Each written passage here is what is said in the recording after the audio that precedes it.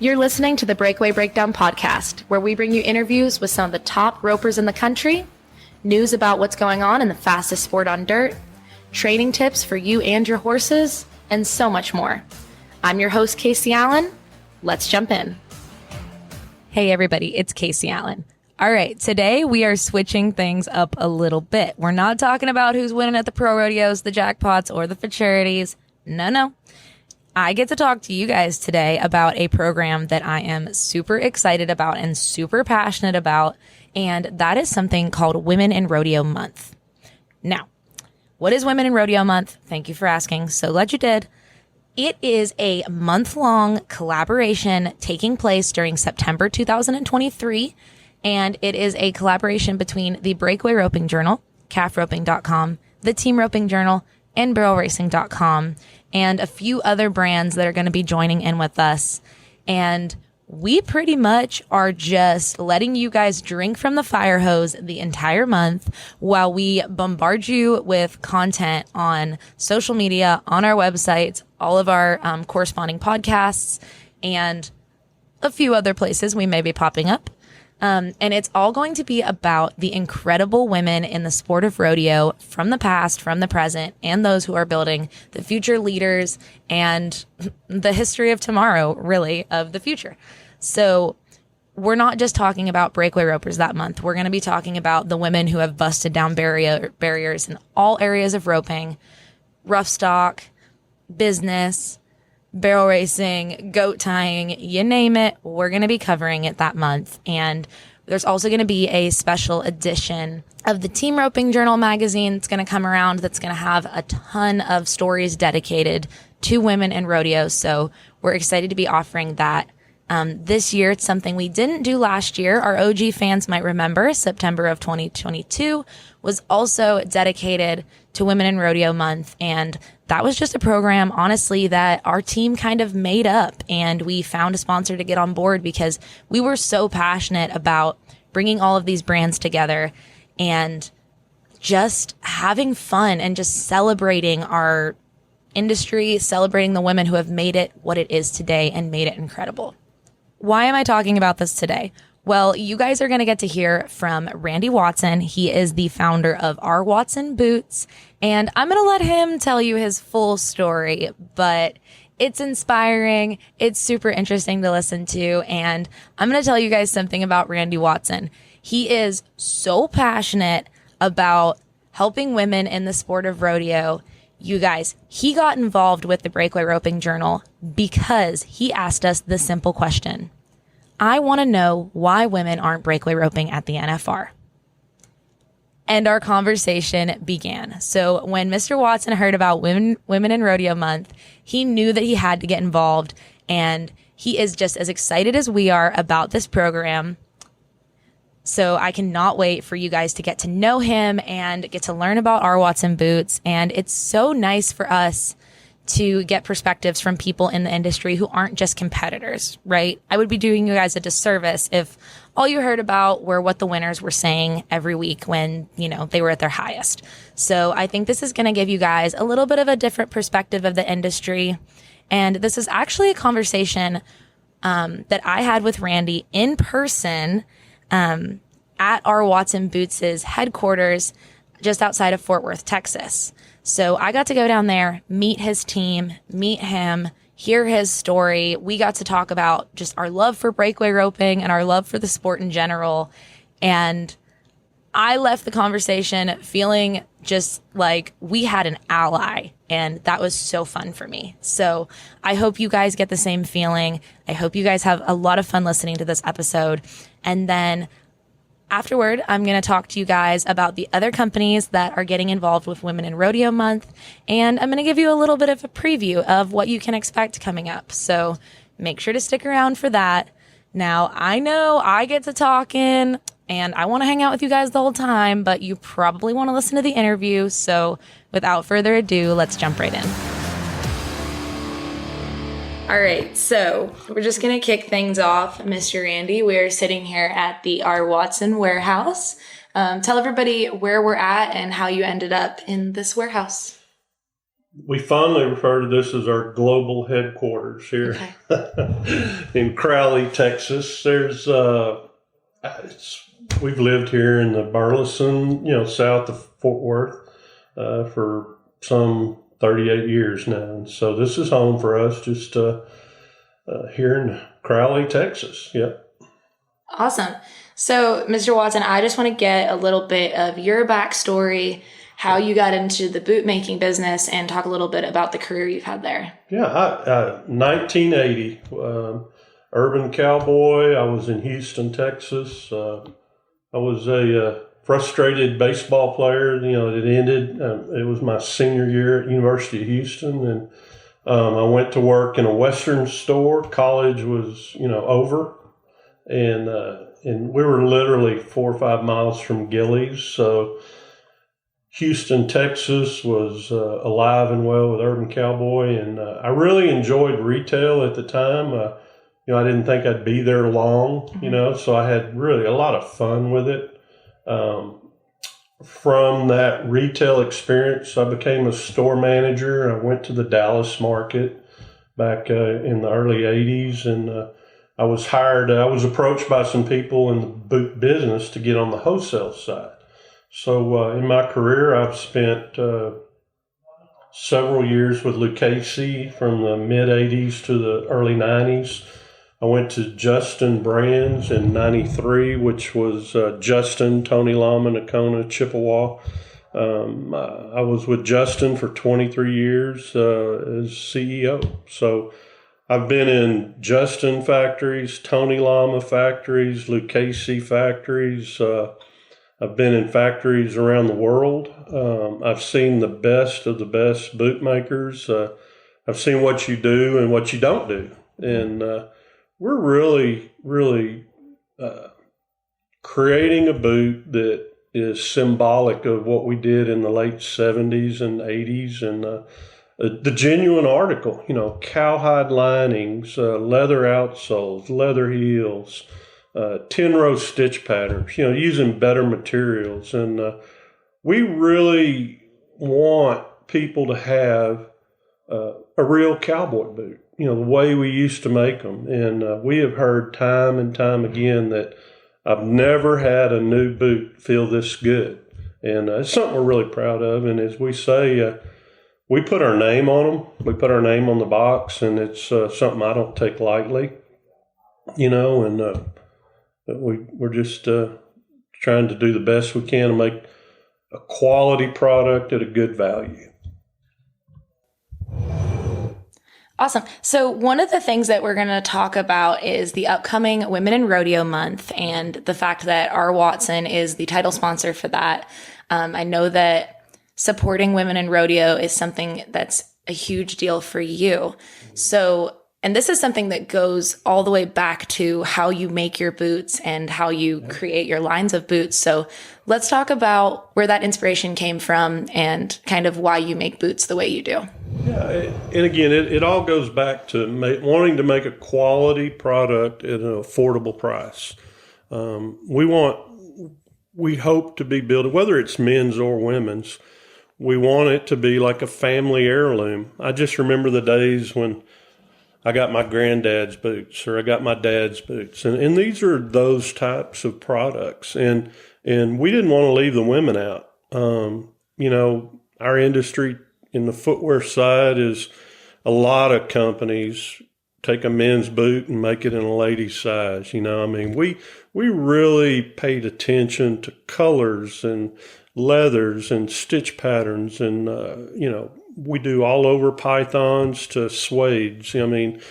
Exotics, ostrich with an ostrich top, 10-row stitch patterns, just the attention to details, really something we're proud of. And the fit, again, we want women to have the perfect fit, the best leathers, that leather outsoles, leather heels, things that our women's business isn't an afterthought, if you know what I mean.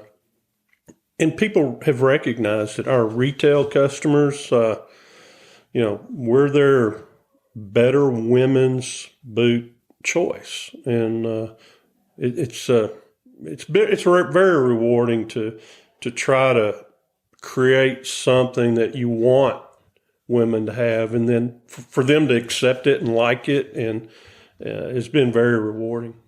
And I know that you got some great endorsees on your team. You got like Larry D. Guy and Hope Thompson. And I know something that we've talked about before is you had this question when you were really getting into your advertising with rodeo of why is Breakaway not at the NFR? Yeah. What is going on with women's breakaway roping? So just talk about some of those issues and what really got you interested in the movement of the breakaway ropers.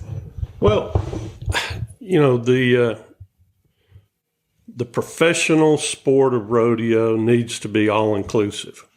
I mean, it just women they shop. They buy the majority of clothing. They'll buy for their husbands. They'll buy for their children, and those boys don't dress themselves. No. I know. Your wife will lay your clothes out for you so you match. And anyway, seriously, whether it's women in the arena or women at the retail level, we just want to be all inclusive, and we want them to have a quality experience, whether it's in the arena or in the stores. And I'm old enough to remember when barrel racing wasn't equal money. It's incredible to me. You see what's happening in other professional sports. Most recently the PGA Tour, and how things change and evolve. And I think professional rodeo needs to treat breakaway roping the same way they allowed barrel race. It ought to be at NFR. I believe that. I wish I knew the more about the history of how they were able to achieve that, and maybe we need to retrace those steps on how did barrel racing get equal money, and then when did they get? They've been at the NFR since the late '60s, as we talked about, but the equal money didn't happen for some 30 years later, and I guess we've got to get women in the NFR and then work on the equal money as well. So when you're looking at this from your perspective, you're on the business side of things. Are there advantages to women being treated equally in the sport? I mean, we know from a competition standpoint, us breakaway ropers want this, but can you maybe touch on some of those things that could be positives for sponsors or for different companies getting involved with breakaway? I think it adds an entire another element to the sport. It should attract new sponsors. It should attract new eyes, new ticket sales. I know through whether it's Texas FFA, I was a big supporter of Texas FFA. Grandma helps with the animals. Mom and dad help with the animals. And those sponsors, whether it's FFA or Breakaway Roping, it brings the whole family together with ladies, girls, young kids. To exclude the majority of the population from a professional sport is when those ladies could bring sponsors to the table. They would have that more people in the store shopping for those products that they wear. They're key influencers. There's people that want to emulate those people, and to exclude them for whatever archaic reason. It's something we really need to think through. Yeah. And then I know that you're pretty involved with the Fort Worth Stock Show and Rodeo. Yeah. Obviously, great rodeo to have local. Yes. I really want to talk about what you guys have seen, again, from a business standpoint at those rodeos, how people are interacting with you guys, our sales going up because of what we call the Yellowstone effect. Kind of how, if you're seeing people being really enthusiastic about the sport. Absolutely. I was blessed being from the Justin side of the business at one time. We were heavily involved with Fort Worth Stock Show and Rodeo, and I'm on the executive committee, and we sponsor the tie-down roping there, and we also have a retail partner there that has our Watson booth space. So it's a big time for us, and we have seen even during COVID, there were a lot of these larger manufacturers throughout the industry, whether it was trucks to saddles to hats to boots to whatever, apparel, that really had a tough time delivering due to supply chain disruptions. And I guess we were blessed because in our life cycle, we were just starting. So our factory was in Mexico and Leon, the kind of the leather capital of the world. And they were not as affected as some of these Asian companies or in the Far East. So a lot of those people that had total disruption, we were trying to grow a business smartly. We had 20 retailers, and then we had 100 retailers, then we had 200 retailers, or we had one sales rep, and we went to 2 to 5. And so we grew in a market that had high demand, but we wanted to make sure we maintained the quality and the integrity of the boots and the product. So we were actually growing methodically and slowly to make sure we maintained the quality standards we needed. But ever since COVID, we've had steady growth, and it's fun to watch. It's a proud moment. It's kind of watching your child grow up, and it's been very rewarding that, the contestants are supporting us, the retailers are supporting us, the factories supporting us, the leather suppliers are supporting us, and it's just been. Again, I joke at my age, I know a lot of people. So the entire food chain, so to speak, from leather all the way to the consumer is really, really embraced what we're doing, how we're doing it, putting people before profits, which is kind of a novel concept in business today. It's fun. We're having a good time. My family's involved.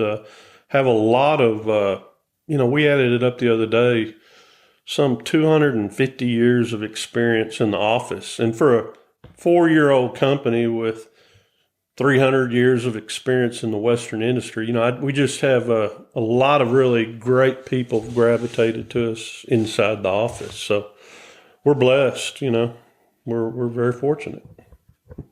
Yes, sir. I love that. It's kind of that people over profit motto carries right into the office. It seems like a great crew here. Yeah, they all from 40 to 20 years experience, in the Western industry, and we're benefiting from their knowledge. And, it's not every day someone in customer service comes to work for a company on the phone, and they've already been doing it 25 years, so we're having a good time. It's a quality product. People are accepting it. And we just want to know how we can help and give back to the Western lifestyle and the industry. And we really believe that pushing women into, the NFR and pro sports and equal money and all those things it's not only necessary, it's just the right thing to do. Yeah. So that's it right there. I love that. You said it's the right thing to do. Yeah. That's it. It is. It's simple. So I've got to ask, being on the committee at Fort Worth Stock Show and Rodeo, I'm imagining you were there for their decision to put equal added money at FWSSR. So can you talk about how that conversation came up? That was above my pay grade, but it's definitely something that we were all very, very proud of. I believe, if I don't want to misspeak, but I think we were the first ones to do it. They're right up there. Yeah. Don't hold me to that, but I believe Fort Worth was first in equal money. And the Fort Worth Stock Show is we're a lot like the Fort Worth, and they're a lot like us. And the history and the heritage and doing what's right. I mean, the Fort Worth Stock Show with Mr. Justin and now, Brad Barnes and people like that, all the city fathers of Fort Worth that really just maintain the history and heritage of Cowtown, and the Fort Worth Stock Show, it's a huge stock show and a rodeo. And what we've done with Dickey's Arena and the new barns and, just constant improvement, but it's like our product. We're making constant improvements, but we maintain the history and heritage and doing what's right. And, Fort Worth I hope I answered your question, but it's something they're very, very proud of being the first to do. No, I think that's absolutely awesome. Well, Mr. Watson, is there anything else that you want to make sure that people know about your company, or anything else that you want to make sure people know about on why you guys chose to get involved with Women in Rodeo? I mean, I know that we're both pumped up for that month. Yeah. Everything that's ahead. We've got some incredible stuff lined out.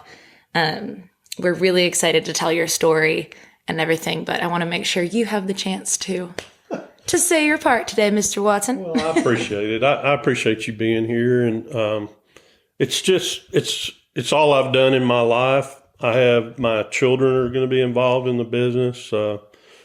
We've got a lot of old boot industry people in our office. We're going to continue to make a quality product that there's not a better fit out there. We hear time and time again that I've never had a new boot feel this way on my foot. And it's something we spent about 18 months working on. And I would hope whether you buy our product or not, you at least try it on. And I think when you look at it, you'll see the attention to detail, the better leathers, the 10-row stitch patterns, the colors, vibrant colors. And we're just proud of the product. And we think it's knowing what goes into it and the time we've spent designing it, that we feel like it's the best value. It's the highest quality, best value boot on the market. And it's something we're proud of. And if they just give us a shot, our family would appreciate it. Awesome. So this is going to come out a few months before Women in Rodeo Month, but we just wanted to make sure everybody had a chance to meet the man behind the program. They've stepped out in a big way to support us this September. So just know when you see our hashtag Women in Rodeo Month content that Mr. Watson and our Watson Boots are the folks bringing that to you guys. Thank you. It's a privilege. Glad to help. And thank you so much, Mr. Watson. Thanks. Okay, you guys, so you've heard from Randy Watson. He's the man behind our Watson Boots, and you've got to hear why he is excited to be involved with Women in Rodeo Month and how he got to where he is today. So real quick, let's talk about the other folks who are also fully behind Women in Rodeo for the month of September, and that is, first off, the folks at Straight Arrow, who is the company behind Mane and Tail and their whole line of products. I mean, let's be for real, guys. If you've rodeoed, there's a very high chance you've maybe accidentally or on purpose used your horse's mane and tail shampoo and conditioner at some point. Don't tell my mother, she's a hairdresser, but I maybe have too. And then we also have the folks at Resistol coming on board. And as you guys know, they live it every day. They are huge supporters of women in the industry, have been for some time, and we've worked with Resistol a ton. We are so excited to have them coming on board for Women in Rodeo Month this September also. So now let's talk about the fun stuff. What can you guys expect throughout Women in Rodeo Month? As I said before, it is a huge collaboration between a lot of different brands. There's going to be some mini documentaries coming your way. There's going to be some fire footage on TikTok and Reels, if we do say so ourselves. And we're going to be talking about, of course, the absolute baddies of the present. We're going to be giving you guys some historical knowledge, of course, and then you can expect to see a lot of numbers coming your way. So not just fun videos, not just, feel good. We're not just putting Unstoppable by Sia over everything. We are going to be giving you guys those cold, hard facts about what women have done to build this sport and this industry as we know it today. We're going to be talking a lot to the USTRC and the World Series of Team Roping to talk about how they've incorporated women into their ropings and what they've done to help women bust down barriers and make a living with a rope. So we're going to talk to key players from the WPRA as well, the Women's Professional Rodeo Association. They are on board with this. Look for some exclusive interviews, and they've been providing us with a ton of numbers and statistics to help us get ready. We're going to be covering rodeo as you know it from every angle. You guys, our team members have been bringing projects to the table that are like off the wall. And we're like, this is exciting. Can we talk about it? So our team is having just as much fun getting this content ready for you as you guys are going to have reading it. You're going to see profiles from some serious icons in the game. And there may even be a country music star coming on the Breakaway Breakdown whose name I am not allowed to drop yet, but I'm so excited for what's ahead, you guys. Just across the board. If you can't tell, I think this is the most I've talked to you guys one-on-one in an episode so far. So if you're a podcast person, definitely make sure that you are tuning into The Score and the Money Barrel, as well as the Breakaway Breakdown, all September long, because there's going to be some exclusive guests scattered across the platforms. Make sure you're checking out roping.com's pages. Make sure you're checking out Ride TV's pages, because they've got barrelracing.com content, and Horse and Rider is also going to jump in with a little bit of content there too. We've also got some super exciting developments coming up across our brands that I cannot wait to share with you guys. And I know, I feel like I am teasing you guys way too much with this episode and telling you all these things that I can't quite tell you yet, but I promise it will be worth the wait. So make sure you guys are checking out our What's in Boots. Make sure you maybe check out Mane and Tail's newest products when you go to the feed store next time, and maybe give Resistol a nod on your way to September, because these brands have gotten behind Women in Rodeo Month like you cannot believe. We'll be back with more exciting guests for you guys to hear from. And yes, we will still be bringing you the athletes that you know and love as we cover pro rodeos, futurities, and jackpots all month long. So get ready for some exciting interviews we have coming out from the Royal Crown, from the Pro Rodeo Trail, and a few other things that are coming your way. I hope wherever you guys are at, you are having fun and kicking butt. And if you have stayed this long to listen to me talk, thank you, and have a great rest of your week.